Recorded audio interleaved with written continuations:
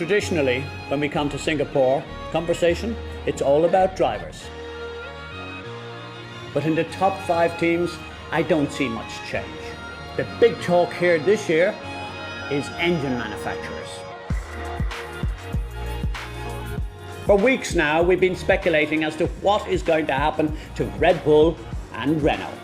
Despite 4 world championships together, it's becoming a very messy divorce.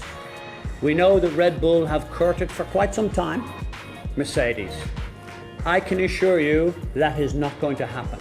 And it has led to a big fallout between the protagonists in that team. Niki Lauda was keen for Red Bull to be supplied with Mercedes. Toto Wolff was not. So what will Red Bull do? I can tell you for the next 2 years, they will be with Ferrari. What happens after that is a big surprise and is the major news. Last week, Martin Winterkorn, the chief executive and the boss of the Volkswagen Group, confirmed to Dr. Helmut Marko and Didi Mateschitz of Red Bull that they will take over the team in 2018. It will be sponsored by Red Bull to the tune of $60 million per year. And despite the fact that Volkswagen Group have so many different brands, my view, it will be Audi. And the person working on this project for the last 18 months was the ex-team principal of Ferrari, Stefano Domenicali, and expect him to run the team, possibly even alongside Gerhard Berger. Where does this leave Renault now?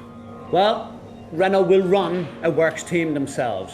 They will take over Lotus. And with a little bit of tweaking from Bernie Ecclestone and perhaps CVC on the television money, this deal is done. Renault taking over Lotus frees up a Mercedes engine. So where does that go? Interestingly enough, it goes to Manu Marussia, because Mercedes want to have a feeder team. They will also acquire certain technologies from both Williams and Mercedes to make this car much more competitive. Why? 2 reasons. 1, Mercedes need a feeder team. In Pascal Wehrlein, they have an absolute star on their hands, and they have got to find a seat for him. And the second reason, Mercedes want to increase their profile in the United States. So don't be surprised to see Alex Rossi getting that second seat. The one manufacturer that we haven't spoken about, in fact, is Honda. There are some people very strong on the rumor that indeed Honda wish to pull out.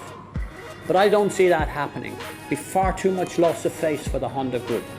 And even if it did happen, where would that leave McLaren?